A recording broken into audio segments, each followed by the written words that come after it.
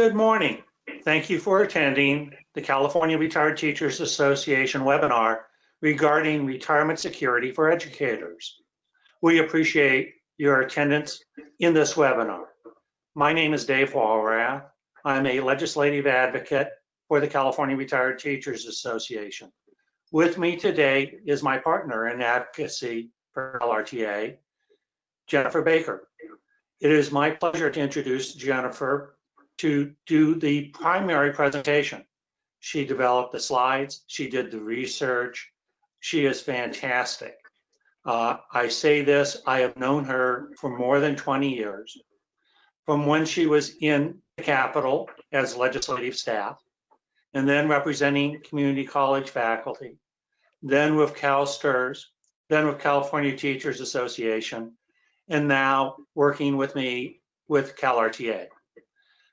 She has great experience, she has great judgment, and it is my pleasure to turn the workshop over to her with just one simple other additional. She had that experience because she started when she was 12. So with that, my pleasure to turn over the workshop to Jennifer. Thank you, Dave. Yeah, I've been working on retirement issues. It's been about 20 years now.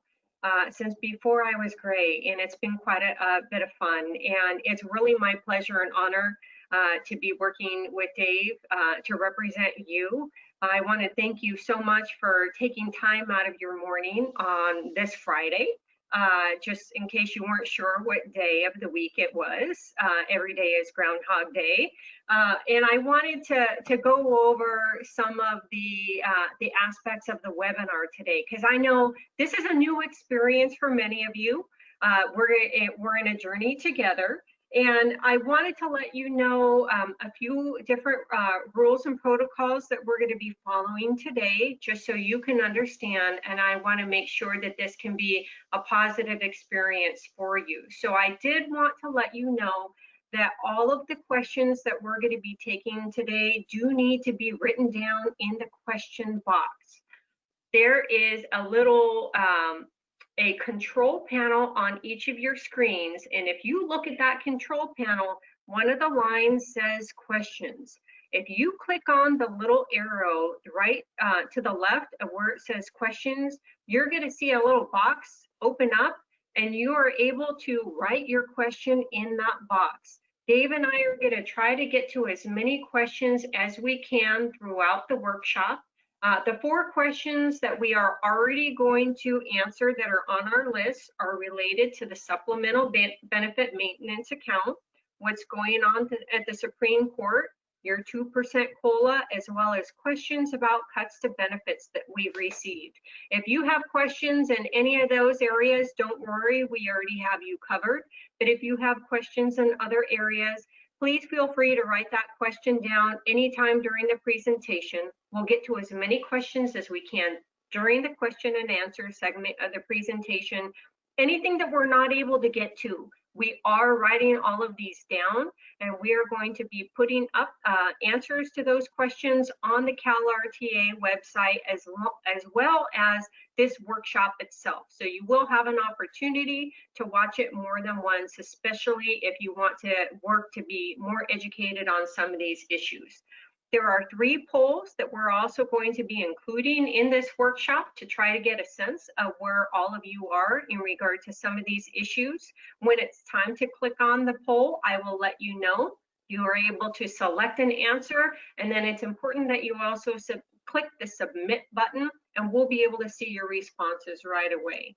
With that, don't forget about questions. If you have them, feel free to write them down in the question box, and let's go ahead and get started today.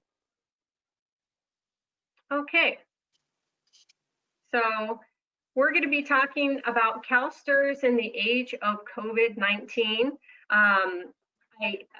Many of us that have been involved in retirement issues over the years kind of feels like we're going back to the future again, because we were getting flashbacks of what happened during the dot-com bust and during the Great Recession. So I was going to be integrating a back to the future again analogy throughout the workshop. to try to make this as fun as possible as well as educational. So we're going to be talking today about CalSTRS in the age of COVID-19. So in today's webinar, we're going to be covering a few issues. We're going to be talking about some investment changes that have been happening in regard to CalSTRS' assets. We're also going to talk about potential future changes that could happen in the future in regard to the rate of return for CalSTRS, and then how that will impact or could impact both short and long-term changes to contribution rates. We're going to be talking about some of the budget complexities of school funding and the general fund pressures that are happening at the statewide level. And we want to talk about all of these issues because they are all issues that can relate to CalSTRS and CalSTRS funding. So we want you to have a better understanding of what these issues are. You don't have to be an expert on them, but we want to make sure you understand about many of the issues that can impact CalSTRS in the long run. And then we're going to be talking about the political threats that are beginning to emerge out there in regard to CalSTRS. And most importantly, we want to talk about the strengths within the system because we want to help to reassure you that CalSTRS is phenomenal, and there are many different strengths within the system that people are not always aware of. So with that, let's start talking about some of the investment changes that have happened into CalSTRS assets recently. And so, as Doc Brown would say, great Scott, when you see the results, your hair wants to poop up like a mad scientist, and you want to get a little eccentric. But we also want to provide some perspective to that and say, very importantly, CalSTRS has performed strongly. When you look at the long-term rate of CalSTRS' rate of return, you can see that even though we have had ups and downs, and we've had most recently some very strong downs because of the Great Recession, CalSTRS investment performance is very strong. They have right now a 7% rate of return, and this is the rate of return that they assume for 30 years. So when you look at that in a long-term perspective, you can see that overall, CalSTRS has done a very good job in ensuring that they meet that rate of return. Prior to COVID-19, CalSTRS' assets were over $250 billion. And so they have been steadily increasing, and particularly over the Great Recession, CalSTRS has a phenomenal investment team. Chris Ellman and his team really do a wonderful job making sure that your long-term retirement funds are being invested in a prudent way, and they consider this a long-term strength that they have to the system. So it's very important for you to know CalSTRS has done a good job even during the Great Recession. And during the Great Recession, they gained a lot of experience and have created some strategies for investments to anticipate issues like COVID-19 that dropped the market. And because of that, they've been able to try to mitigate some of the losses that they've had. But unfortunately, even despite their best efforts, COVID-19 has shaken the markets. So we were able to find out that at the end of March, CalSTRS assets were close to $27 billion, which shows that they did have a pretty significant drop, even in that short amount of time, because of the impact that COVID has had on the US and the global economic market. CalSTRS does have a significant exposure to the US market. 72.5% of the CalSTRS portfolio is invested in the United States. So because of that, and because our economy has taken an unfortunate downturn for the short term, it is having an impact on CalSTRS' overall investments. At the most recent investment committee that the Teachers Retirement Board had, they did note, Chris Ellman and his team did note that restarting the economy is going to be quite complex, And depending on whether or not we have a resurgence and depending on how the economy begins to move forward again, it could even potentially impact the fall election. And Chris and his team have noted that there are different ways that the economy might begin to move forward. If we see a quick positive uptick in the economy and move forward quickly, we would likely see what's being called a U curve, and I'm going to be talking about that later on in the workshop, or an L curve, which means that it's going to take much longer to recover. Either of those scenarios can also impact what kind of economic opportunities Chris Elman and the investment team are able to utilize to move forward. So I did want to let you know that it's tricky, and CalSTRS has taken a hit when it comes to its investments. But the good news is Chris Elman and his team have been here before. They have a very strong ship that they're able to sail, and they're already doing what they can to mitigate those losses and move the assets of the system in a very strong way. That said, these impacts could cause the Teachers Retirement Board that oversees CalSTRS, it could cause them to, when they have their next discussion about what the rate of returns might be, they may need to consider lowering the rate of return from the 7% that it has right now. So as Marty McFly would say, this is heavy. This is heavy news, and we want to explain what that would mean for CalSTRS, what that would mean for CalSTRS members and for school districts. So with this new recession, it's possible, it's not a guarantee, but it is possible that the rate of return could change. So as I noted previously, the current rate of return for CalSTRS is 7%. In the past, I remember a time when that rate of return was 8.25%. So over the last recession, and as the markets have declined, the rate of return has slowly moved down. But typically, when the rate of return has changed, it hasn't changed for below more than about 0.25% at a time. So it is reasonable that if the Teachers Retirement Board considers this discussion, it's likely if they did move it, it could move to approximately 6.75%, possibly. But again, that no discussion like that has happened as a board item. But if they do have that discussion, we wanted to also look at what could the impact be to the system and how would that impact contribution rates for active employees as well as for school districts.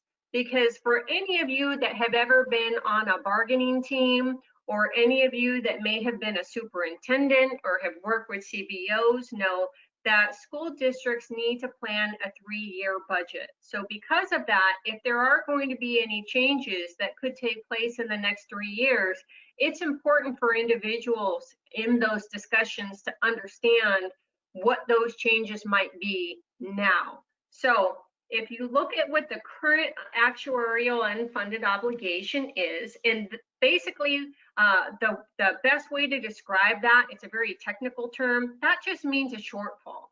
So the shortfall that we still have to the CalSTRS defined benefit plan has recently moved from 107 billion approximately to a little over 105.7 billion dollars, based on the most recent numbers that were presented to the Teachers Retirement Board.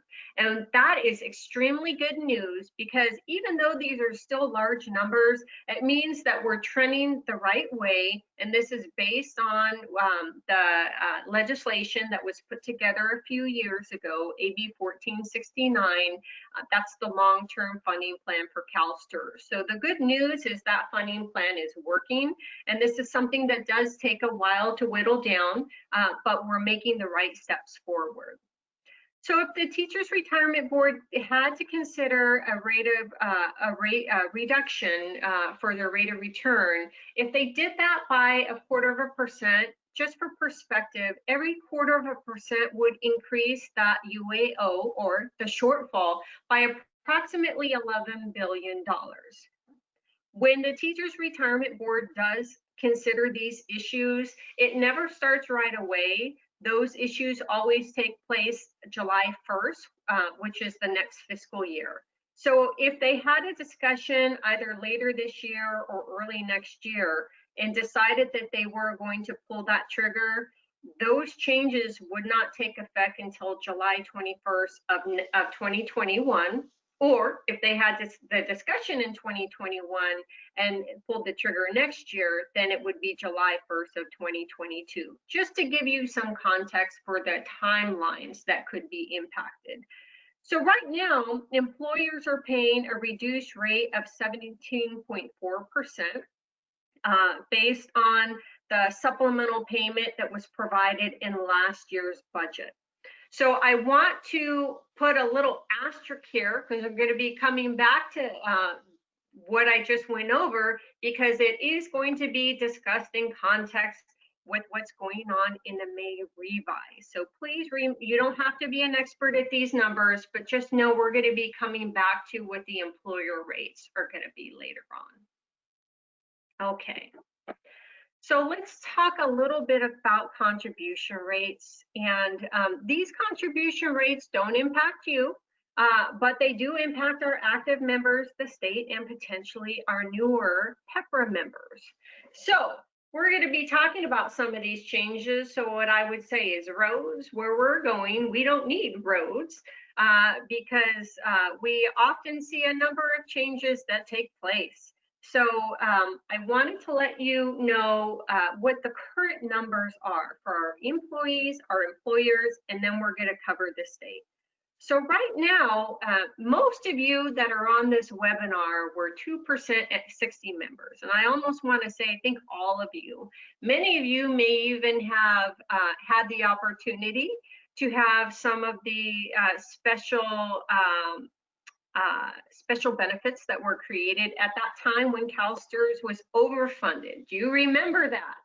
So some of you might get some flashbacks. Some of you may had an opportunity to have gotten the longevity bonus, but for the new 2% at 60, or excuse me, for those members that are still active, that are 2% at 60 members, the contributions they're making to CalSTRS is 10.25%. So they're paying a higher number. The 2% at 62 members, they're known as PEPRA members. They're paying 10.205%. I'm going to be coming back to these PEPRA members later on, because as you can see, they're paying the same percent as our active members, but they don't get that benefit at that level until they're 62, which kind of means they're working more and they're getting less. So we've tried to work, various stakeholders have tried to work to offset some of those, that second tier that's been created for PEPRA members. But the employer rate, and PEPRA means? Yes, thank you, Dave. Yeah, and PEPRA means the Public Employee Pension Reform Act, which was Governor Brown's 2012 change in law regarding the benefits that could be earned for new members. And so it's a benefit program that is significantly less, about 30% less than the benefits that are received by the 2% at 60. So PEPRA, Public Employee Pension Reform Act, CalSTRS did not support that act. We didn't think reducing future pensions was a reform. And that was a perspective okay, that Jennifer. I think, yeah, thank you, Dave. And I think that was really a perspective that was shared by universally by all of the various stakeholders, as it really had a negative impact on our current and then future educators. Additionally, the Teachers Retirement Board under AB 1469, which we'll be referring to that a little more. Again, that was the CalSTRS full funding bill that was passed in 2014. That gave the Teachers Retirement Board the ability to set the contribution rates for employers up to a certain amount, and those rates can't change any more than about 1%.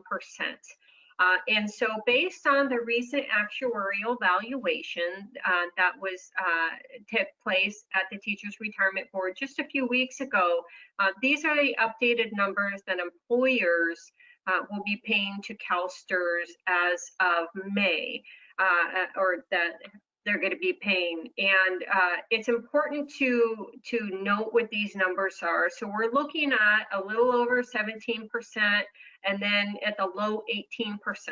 We're going to be coming back to these numbers as well, because there are some potential changes afoot in regard to current budget discussions. But I wanted to give you context for what's going on at the local level, so you can remember when you were an active teacher, these would be issues that would have been important to you if you were at the bargaining level, if you were a superintendent, or if you were paying attention to some of the numbers that were coming from the state or bargaining at various perspectives.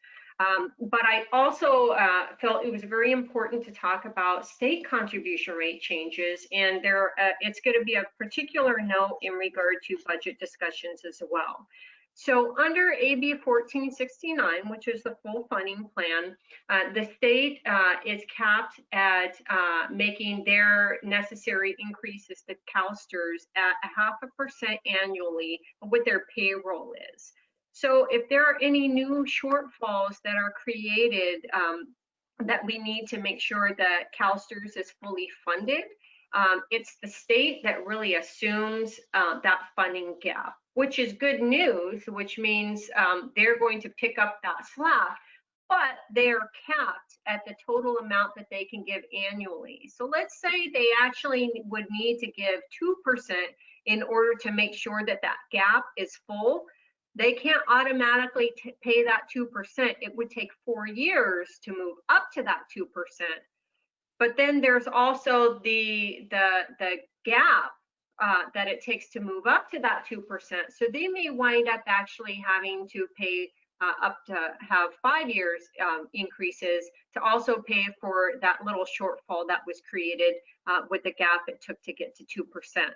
So based on the contribution rates for the state and the fact that they can only pay 0.5% annually, we've included what the contribution rates are for the state for the next 2 fiscal years. So right now, the state is paying 7.828%, and next year, the rate that they would be paying is 8.328%, is what they have to pay to meet their fiscal obligation to CalSTRS. And at the recent Teachers Retirement Board, the phenomenal actuaries at CalSTRS did note to the board that in order to meet the state's obligations, the state would have 2 more years of paying 0.5% increases to make sure the state is meeting their end of the bargain. And I do also want to put an asterisk on this issue, because this is also an issue that's being discussed in the budget right now, and we're going to make sure that we inform you of some of the discussions that are happening at the Capitol. So if we do see some potential future contribution rate changes, we wanted to make sure you understood how it impacts members and employers in the state, just to give you context of the politics that could also happen from this issue. So our 2% at 60 members, so those would have been you at the time, if you remember when you were in the classroom, their contribution rates are 10.25%. So the only way that those contribution rates can be changed for those members is unless there is a new plan. If they were to see increased contributions, they are legally obligated.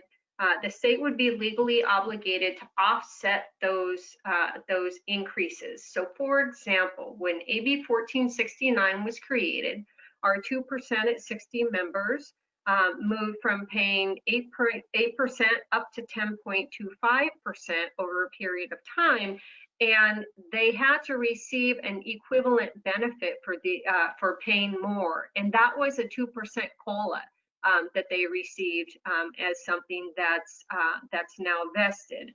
That was the offsetting benefit that was created for members for paying more. And at the time, we had also worked to make sure that that benefit was also created for our new members as well.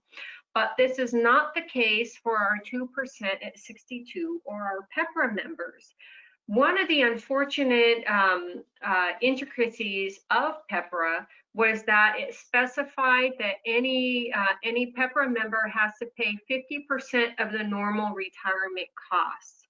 So if the normal retirement costs increase, and they increase over a certain amount, that could trigger a contribution rate increase for our PEPRA members. And so if you change the rate of return, that could have a triggering impact on what the normal retirement cost is. So if we saw the rate of return reduced down to 6.75%, that could mean that our PEPRA members could see up to a 0.5% increase, and then even more if it went to 6.5%. So you'll remember in one of the previous slides when I noted that the contribution rates that our PEPRA members were paying is about 10.2%. And then our non-PEPRA members are paying 10.25%.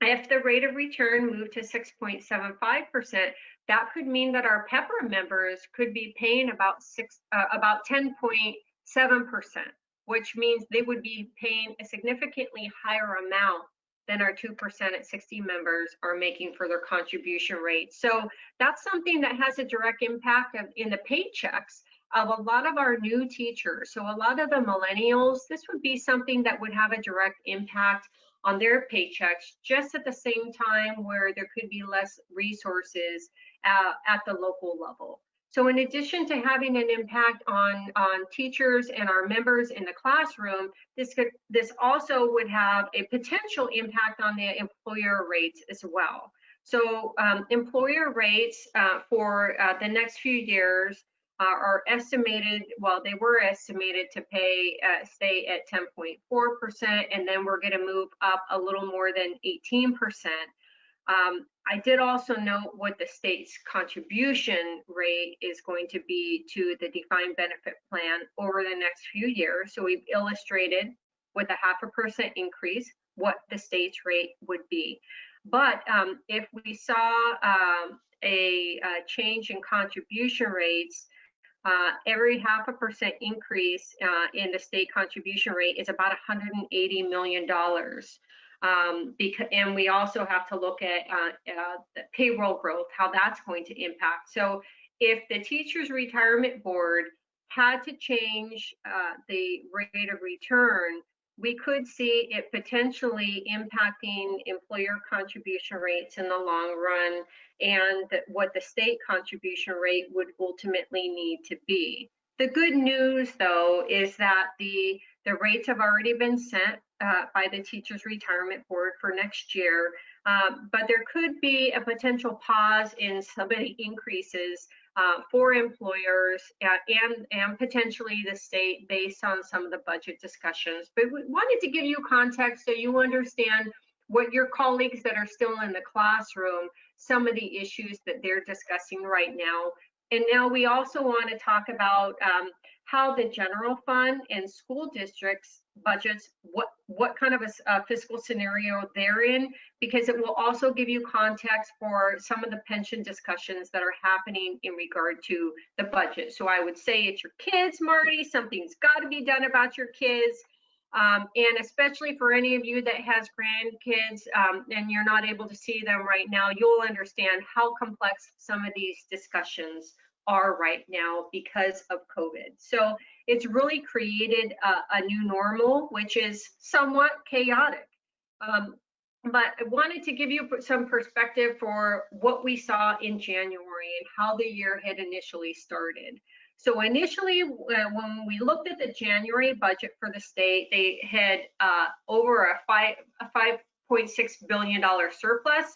The state had record reserves at $21 billion for fiscal year 2021, which was a phenomenal position, especially when you look back to where we were under the Great Recession, the kind of deficits that we had and the fact that we didn't have any reserves at that time, to being in the situation where we were in January. It's really a phenomenal feat that the state was able to accomplish.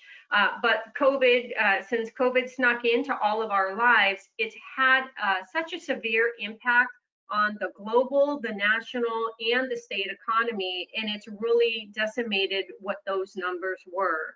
So to provide some statewide context, by the end of the month of April, California had close to 500,000 unemployment claims that were being filed. So that gives you a context to the amount of people in our state that were losing their jobs. The Department of Finance had projected the unemployment rate is going to be approximately 18%, which is even higher than what the state was looking at during the Great Recession. So that gives you some kind of a context for the significant impact that this could have on our economy, not just for the short run, but for a few more years. And additionally, some more bad news is that personal income is expected to fall close to 9% for 2020. So these are certainly not good numbers. And there are a number of changes that have happened to revenue sources for the state, which is leading to a decline in the state's revenue. So both the job losses coupled with the closure in businesses that we've seen has really had an impact on reducing the revenues that the state has. There's three main pots that pour into a big bucket, which is known as the general fund for the state. And the general fund is what pays for everything. And the three buckets that fill the general fund are personal income tax, which is down about 25.5%. Sales and use tax, which is down a little over 27%, and corporation tax, which is down about 22.7%. Those are the three main buckets that fill the state general fund. So since each of those buckets are down so significantly, that then means that the general fund is going to decline. So the Department of Finance had come out with their revenue projections in May, and they let us know that it's looking like the ultimate revenues are declining by about $41.2 billion below what their January projections were. So we've seen that initially our 2018-19 numbers were looking positive, but we've quickly moved down for 2019-20 by close to $10 billion, and then for 2021, a little over $32 billion. What that all means, so I'm giving you a lot of information, but what it really means is you need to know that the state has an estimated shortfall of $54.3 billion. 13.4 billion of that is in our current fiscal year, and a little over 40 billion of that is in for this next budget year. What that means is it has an impact on school funding. Proposition 98 is the funding mechanism for our schools, and about 40 cents on the dollar of every dollar in the general fund goes to Prop 98. So since we're seeing a decline in the general fund, that means that the numbers for school funding through Proposition 98 are going to decline as well. So it's estimated that we're looking at a decline of about $18.3 billion for our schools and community colleges. Certainly not good news at all. And then to top that out, we have additional costs that are happening because of the response to COVID-19. So I wanted to provide a brief context of those additional costs. So our schools are already facing increased costs due to COVID-19. You're looking at personal protective equipment. You're looking at new technology equipment to help schools to provide the resources that families and communities need to make sure that they can provide distance education. You're seeing significant increased costs in special education because the costs for special education were already very expensive, and now providing that at home or in the district is even more expensive. So you're looking at those immediate costs, and also the increased cost for providing food to our kids and communities has also gone up significantly. So you couple that as well as trying to now plan for what's it going to look like when schools eventually when they open.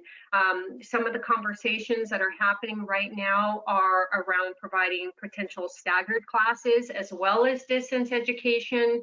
We don't have clear direction yet what it's going to look like because we're having to live this in real time. But the reality is that it's going to have to cost more money to change very quickly the system that we had. And so we already have those increased costs now on a system that was already not adequately funded. Our education system, all of you know this, has not been adequately funded, and now you're adding increased costs onto a system that already wasn't getting what it needed to provide services to kids.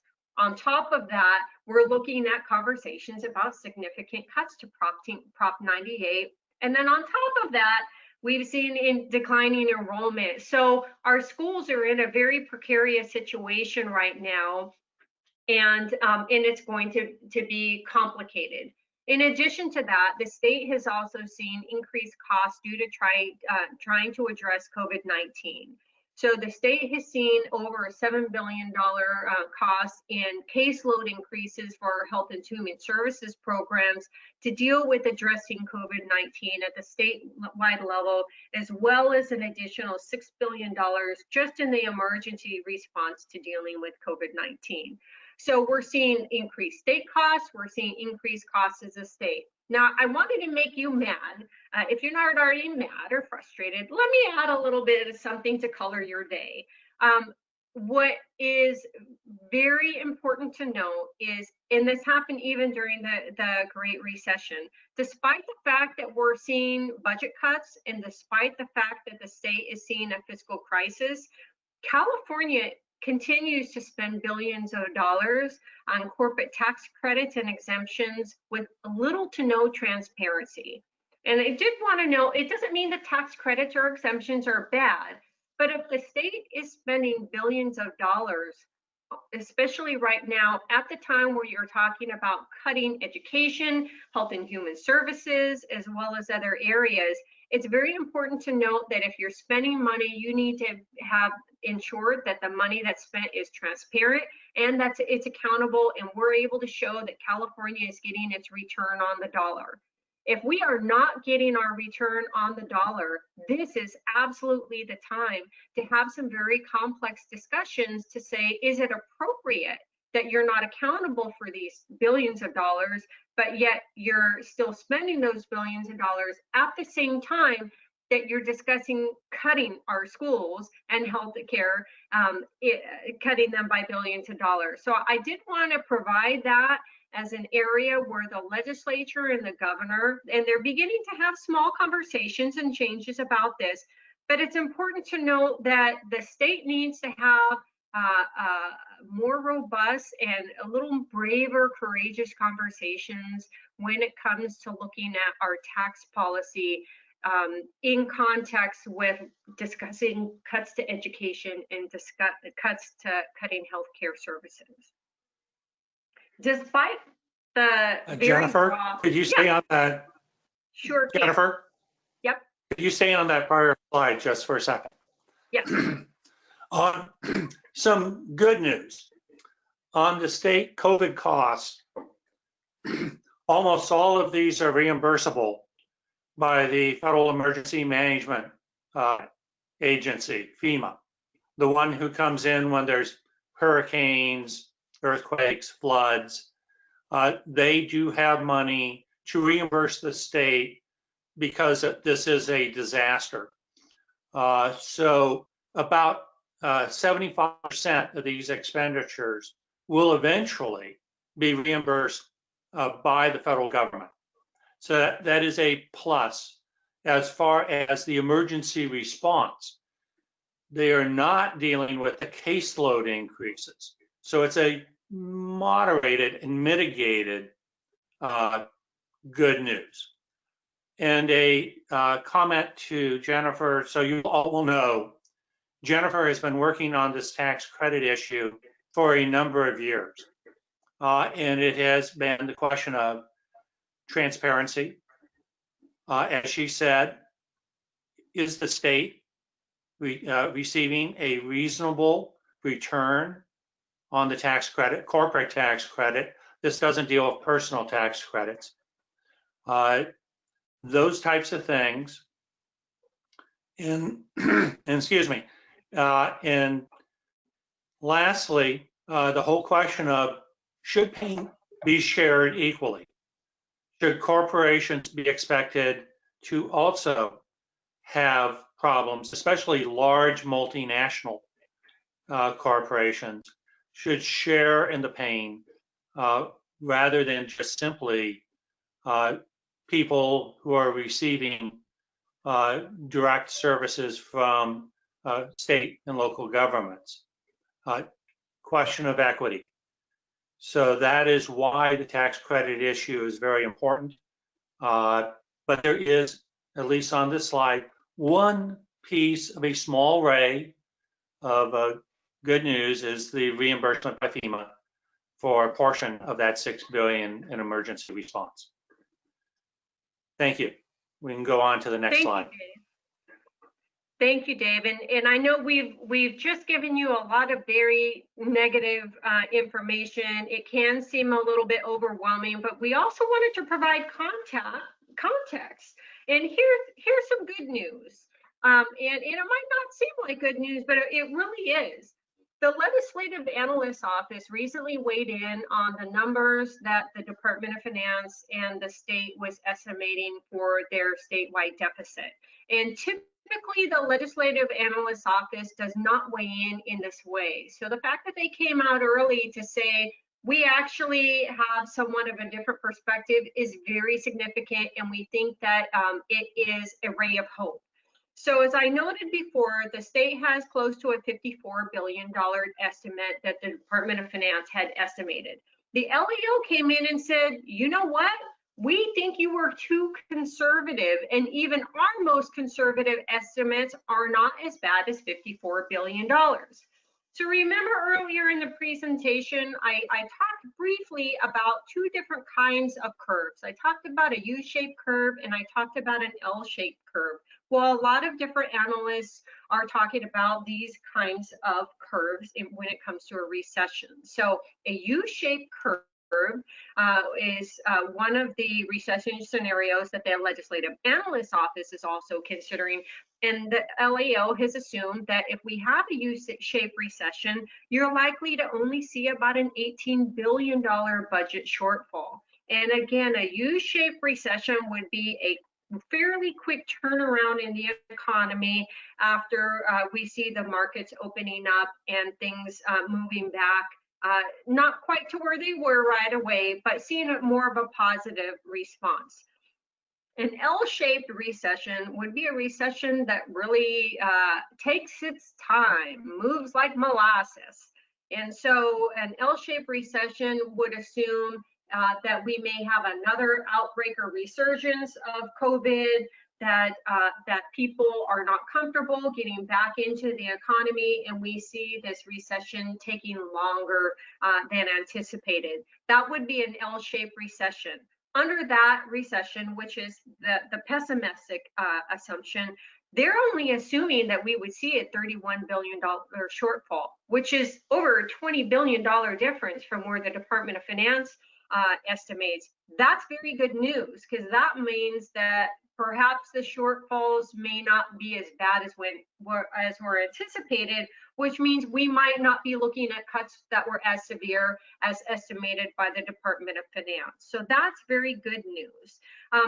Some ways to consider this, though, are the fact that even when we have these budget estimates, it doesn't mean it only happens 1 year. Realistically, this recession is likely to have been over a few years. And so if you look at the cumulative impact of these two recession scenarios, you're looking at, under the positive assumption, you're having a little over $64 billion in the positive U-shaped recession, or having up to a cumulative impact of $126 billion in an L-shaped recession. So we are looking at quite a bit of billions of dollars having as shortfalls in either recessions, but there is a significant difference between a $64 billion shortfall over a few years and $126 billion. Now, other good aspects that are good news to consider the fact that California has budget reserves. So right now, the state has over $16 billion that they're able to look to tap into. That's something that we did not have during the Great Recession. And so that means we're actually in a better position to deal with the economic impacts of COVID than we were during the Great Recession. But it's important to note that even though the state does have budget reserves, it can't tap into those reserves all in 1 year because of some of the rules around those reserves. But the state is able to tap into about $10 billion for 2021. That still would leave a gap. And then they can tap into some of those other reserves in future years.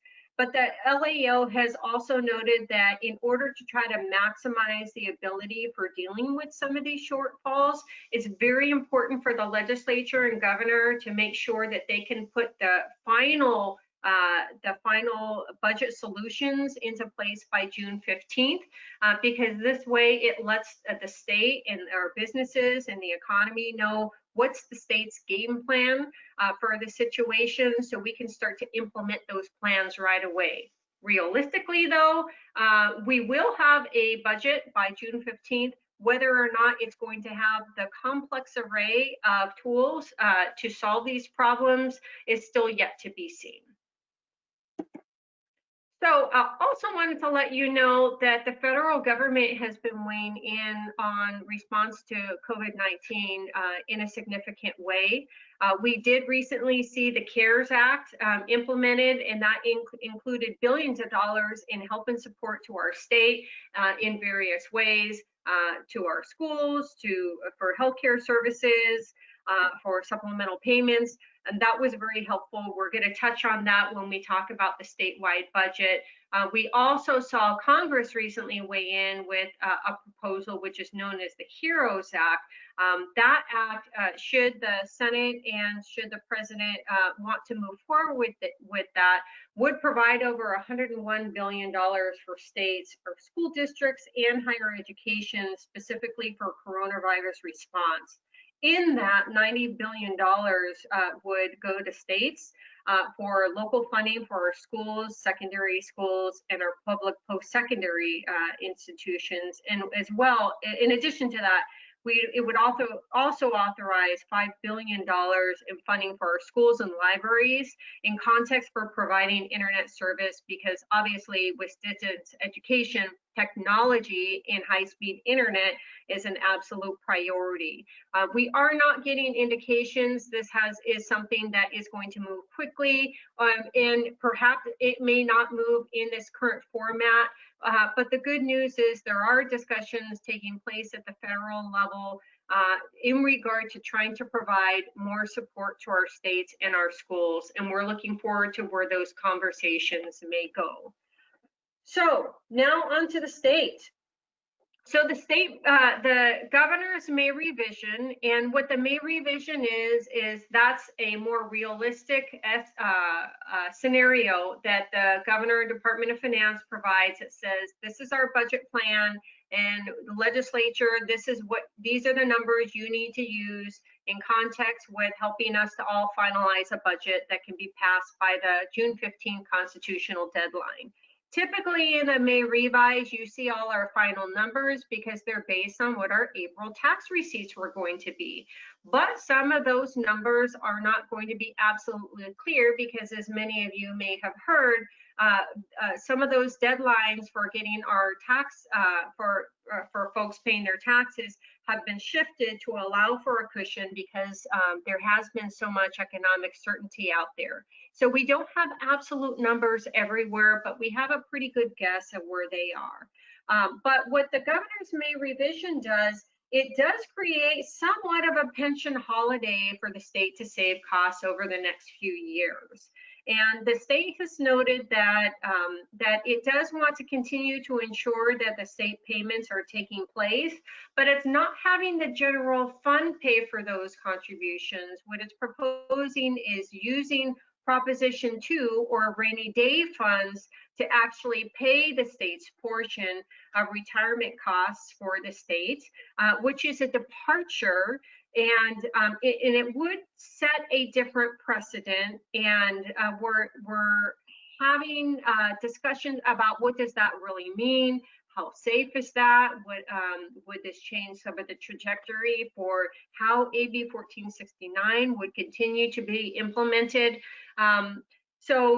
This does change some of the conversations, but it also ensures that CalSTRS is still on track to being fully funded, which is very good news. But if we do look at any shifts in what those contribution rates would be, or a pause in contribution rates, that could create longer term costs for the state. Potentially. We have yet to see where all of these discussions are going to go, but we'll have more closure on this item by the June 15th deadline.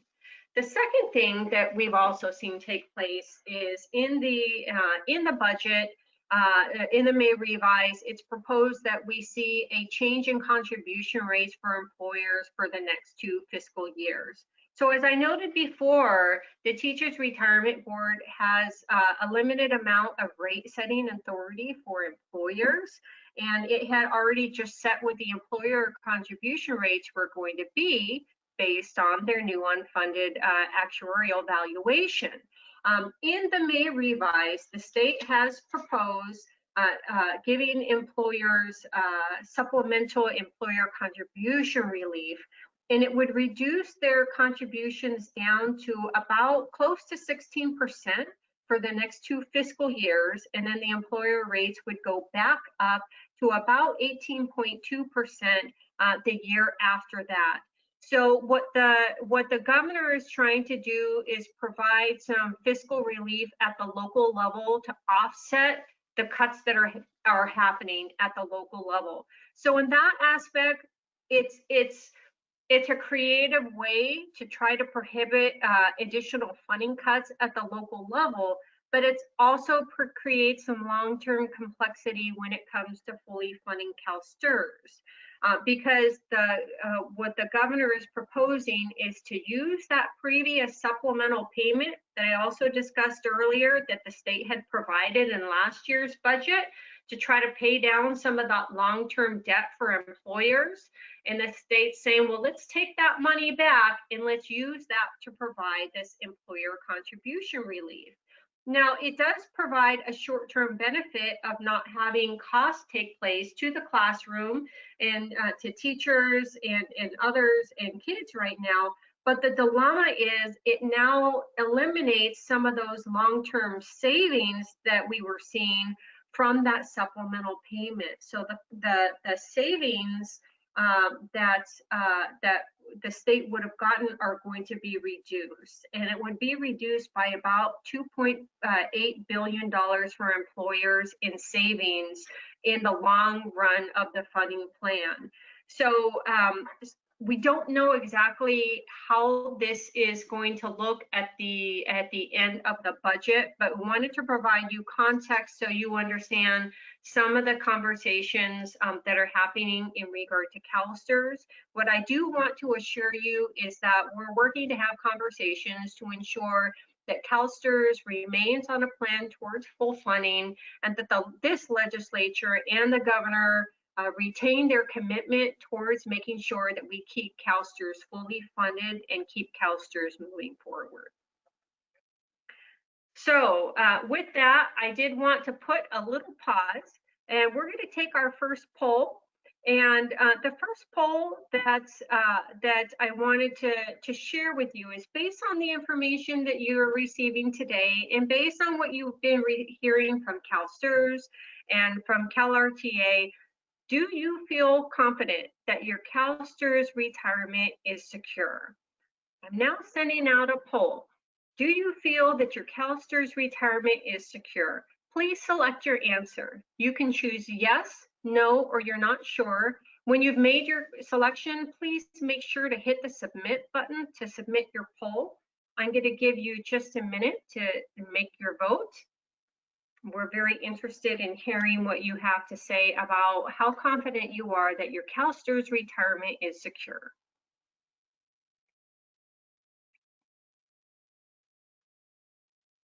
You are all voting very fast, so thank you very much for your participation. I'm going to go ahead and we're going to close that poll, and I'm going to share that information with you.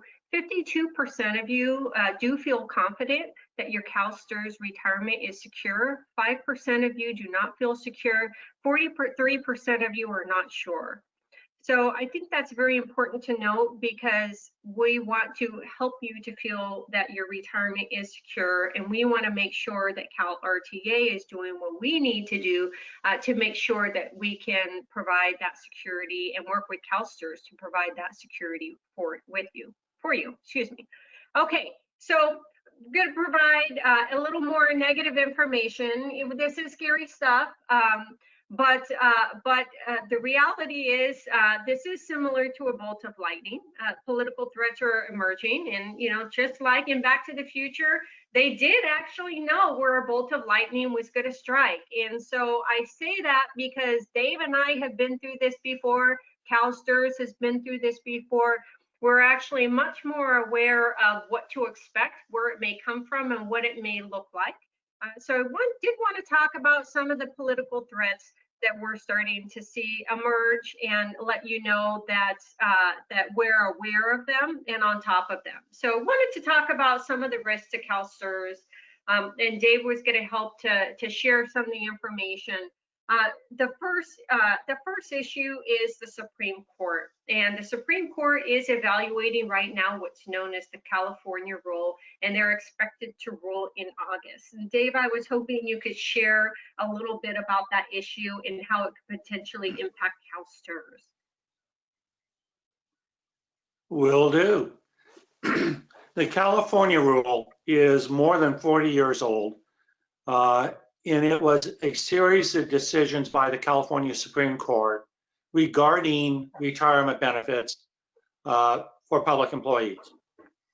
And what the rule said was that upon employment, the retirement plan in place was a vested benefit, meaning part of the employment contract.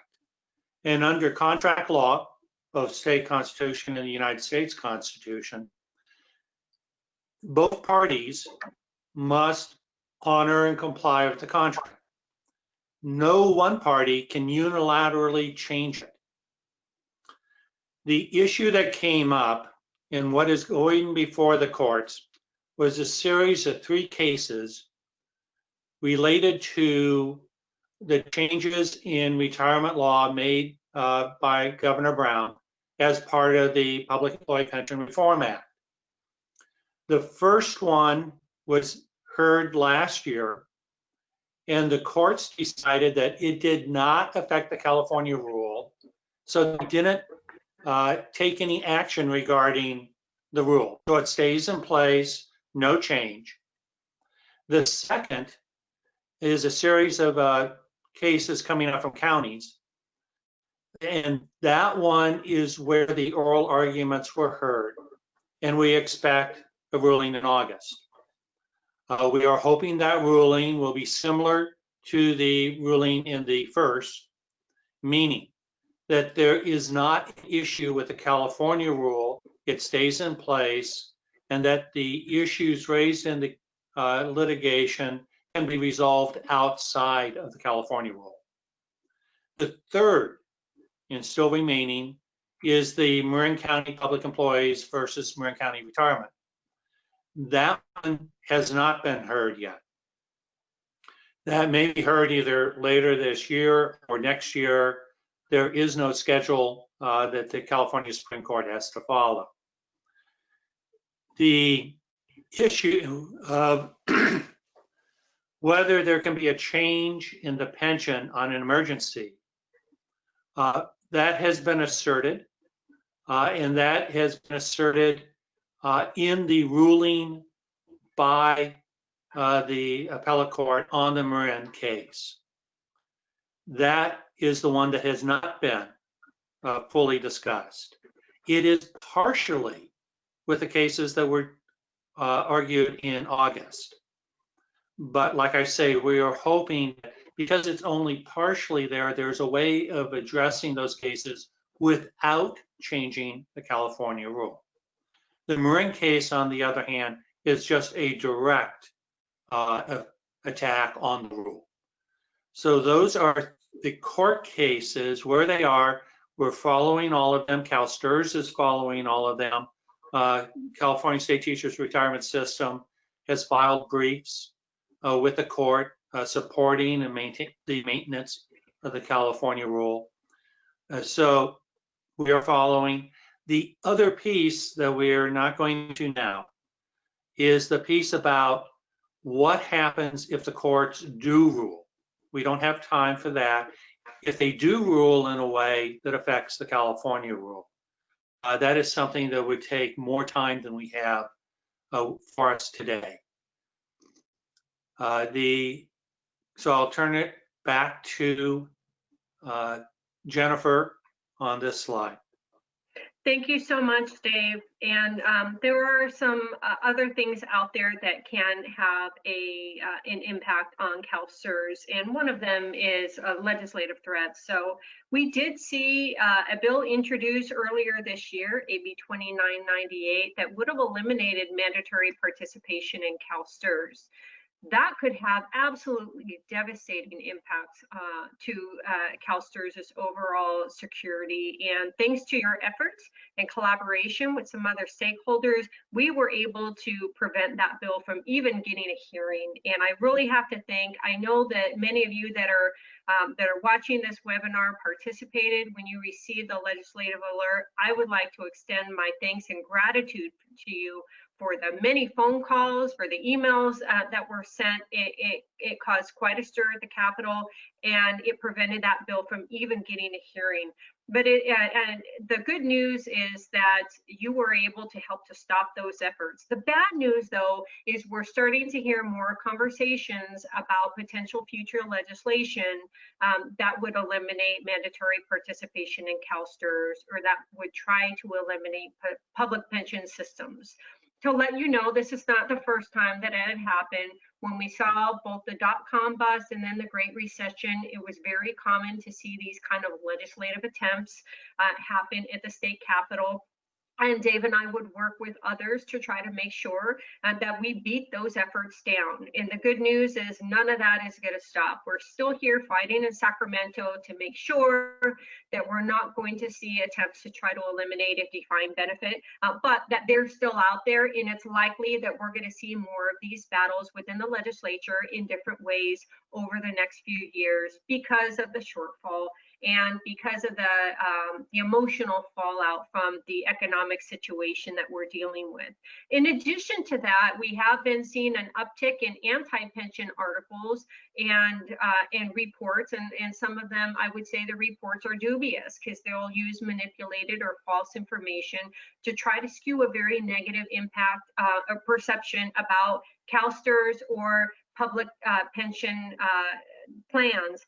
And so that could be a potential sign that we might see an initiative filed sometime in the next year or two, as we saw happen in the past. But I also want to say that's something we're expecting based on previous experience. So if we ever saw something like that, we would absolutely move quickly to make sure that we thwart those efforts. But the reality is that there are potential risks to CalSTRS out there. We wanted to make sure that you were aware of it, but that actually leads to the next slide, which I think these next two slides are the most important slides that I really want to make sure that I'm leaving with you. CalSTRS is strengths. And so Dave and I were your density or your destiny at this point in time, making sure that we're helping you to be aware of the various strengths that CalSTRS has. So you first need to know CalSTRS's roots are deep. We're talking about a very, very deep tree here. They were faced with even worse situations than we're looking at today. In 1975, they were in the 20% funded status instead of where we are today. So they have seen many challenges and shortfalls. They're over 100 years old. They've survived the Great Depression. They've survived multiple recessions. They have staff that is aware of these kind of situations and what they need to do to make sure that the fund comes out of this in the long run.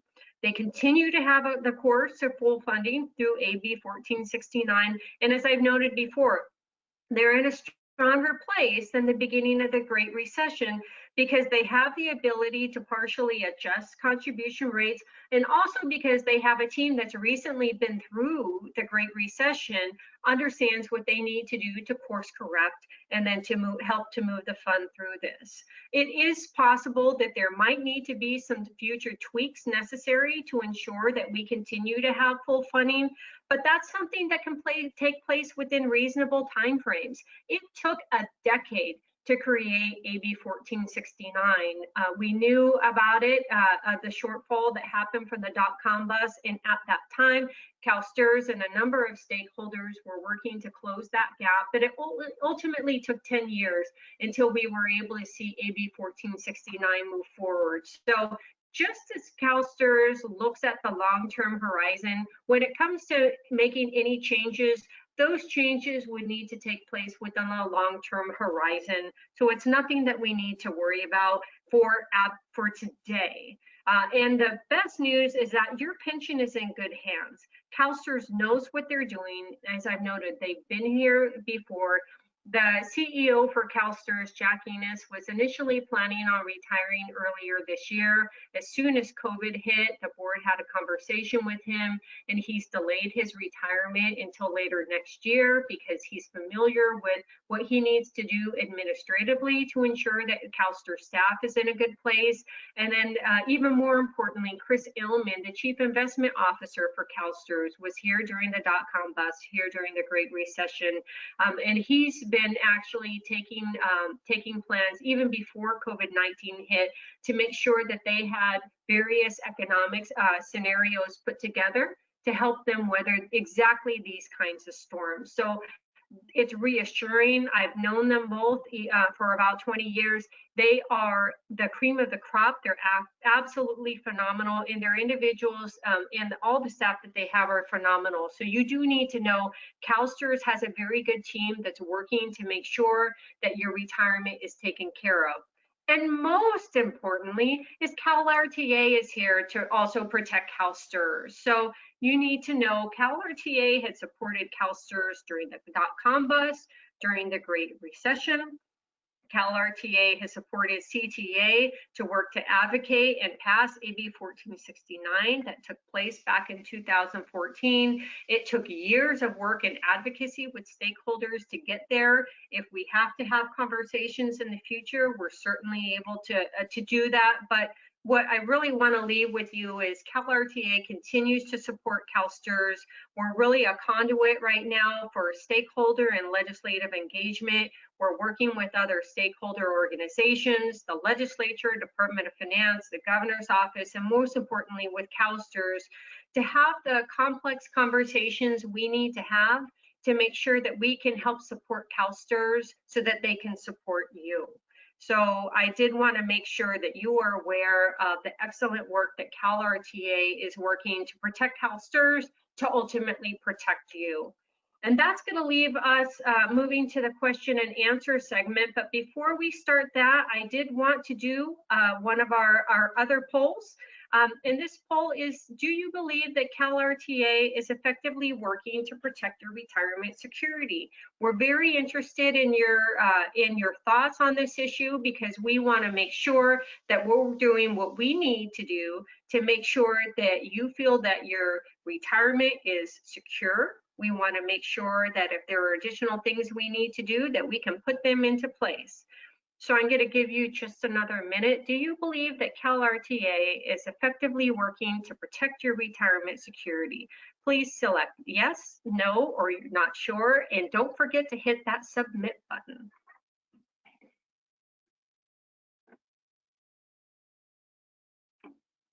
And I'm going to go ahead and close that poll. And I want to thank you so much for your participation in this poll. 88% of you believe that CalRTA is doing effective work to protect your retirement security. Thank you very much. 3% of you don't think so. 10% of you aren't sure. So we're going to make sure that we can do what we need to do to continually try to effectively protect your retirement. With that, we were going to move to the question and answer segment. There are 3 more questions that we were going to answer first, or excuse me, 3 questions we're going to answer first. First one is related to SBMA. We've had a number of our CalRTA members ask Dave and I, do we need to worry about our SBMA quarterly payments? Dave, we're going to go ahead, Dave and I are going to go ahead and turn our webcams back on so we can start to answer those questions. And Dave, I wanted to ask you if you can kick off the answer segment in regard to SBMA. Do our CalRTA members that receive an SBMA quarterly supplemental payment, do they need to worry about those payments being sent to them?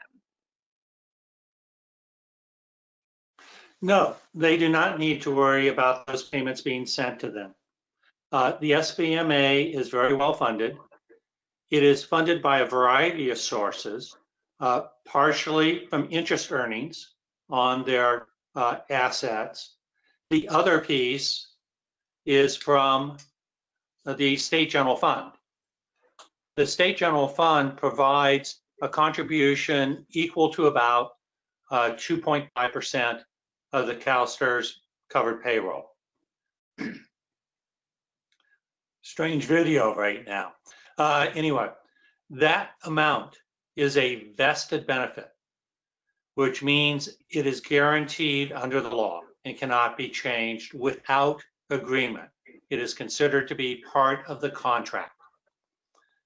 That funding is sufficient to cover the cost of the SBMA for the next multiple years, like next 80 years. So you should feel very secure that the supplemental benefit maintenance account, the quarterly payments will be continued at their current calculation and on time. Thank you so much with that. One of the other questions that we received was, will we get our 2% COLA? And the answer is yes. There are no discussions about making any changes to either the retiree COLA or the COLA for future retirees. And we wanted to reassure you there are no conversations for any type of changes to that. If there ever were conversations, obviously we would fight that in a very strong way, but there are no conversations about that in regard to the budget. That's something that's your benefit, so you don't need to worry about your 2% COLA. We've also had questions about, do I need to worry about cuts to my benefits? So some of you may be worried that because there were proposed cuts to education of around 10% or so, do I need to worry about a 10% cut to my retirement check? Absolutely not. Those are apples to oranges. So those cuts to education does not mean that that will have any impact on the retirement check that you get from CalSTRS. Your benefit is secure. Your benefit is constitutionally protected, and we're working to make sure that CalSTRS is fully funded in a way to ensure that that benefit check will continue for the duration that you need to receive it. So no, you will not have any cuts to your retirement benefits. It's secure, and that's one of the reasons why we wanted to let you know of the work that CalSTRS and its staff is doing to make sure that they're in a good place to make sure that your benefit is secure. I'm looking through some of the questions, and many of your questions were in regard to whether or not any of the changes were going to impact our retirees. As a mother of retired educators, grandmother of current educators, and great-grandmother of current consumers, I'm concerned about current education funded and also interested in that. Will my retirement check go up, down, or remain stable? And as we've noted before, obviously, education funding is in a precarious situation because of the economy. And that's one of the reasons that we're also trying to educate the legislature with various fiscal tools that it has to try to mitigate some of those cuts to education funding. The last thing we want to do is see any cuts to education funding. CalRTA is also working within the halls of the legislature and other stakeholders to support legislation that would put education towards a path where we get more adequate funding. But as you can imagine, those are very difficult conversations right now. CalRTA is working to try to help to support conversations to increase education funding, even in these dire fiscal times, and that ultimately we are also working to make sure that your retirement does remain stable. We want to ensure that CalSTRS is stable. Again, they've been here for 100 years. We're working on the plan for the next 100 years and then beyond that. I also want to note that we've come to the end of the webinar as we have gone over, but there is a plan. So 2 things I want to let you know. Number 1, this webinar is going to be put on the CalRTA website. So you are going to be able to watch it again. You're also going to be able to see the PowerPoint. Any questions that Dave and I were not able to answer on the previous webinar, as well as today's webinar, we're going to answer, and we're going to put those answers also with the workshop to try to make sure that we're addressing all of the concerns that CalRTA members may have about our current times. And I did want to ask for one last thing before we go, and that's actually the last poll. So please don't leave yet, because we want to ask you a very important question. And that question is, would you be interested in a future CalRTA webinar? This is a new experience that many of you are facing, and we want to gauge your interest. If this is something that you are interested in, we also want to know what are the type of webinars that you would like. We went through a lot of detailed information. We can break a lot of this information down, create webinars on some new topics that relates to your retirement or education. And you're going to be receiving an email from CalRTA. It's going to be, I believe, sometime early next week, where we're going to ask you what are some topics that you would be interested in. So I'm going to go ahead and close that poll and let you know 97% of you said yes, you would be interested in another webinar. So I want to ask you over the next few days to think about what are some topics that you would like to see on the webinar. Are there some changes that you'd like to see in the style? Would you like more information, less information? You think about what you'd like, and when you receive that email, please let us know so we can make sure that we're responsive to you.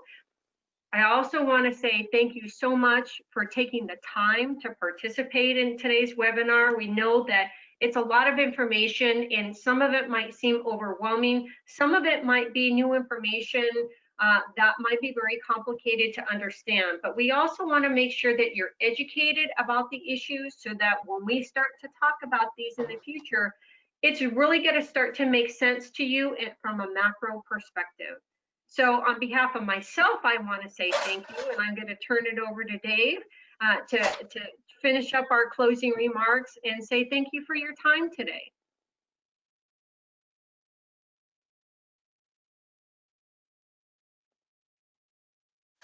And with that, I want to say, I think we may have lost Dave, but I want to say thank you everyone for participating in today's webinar, and I hope we see you again in a future webinar.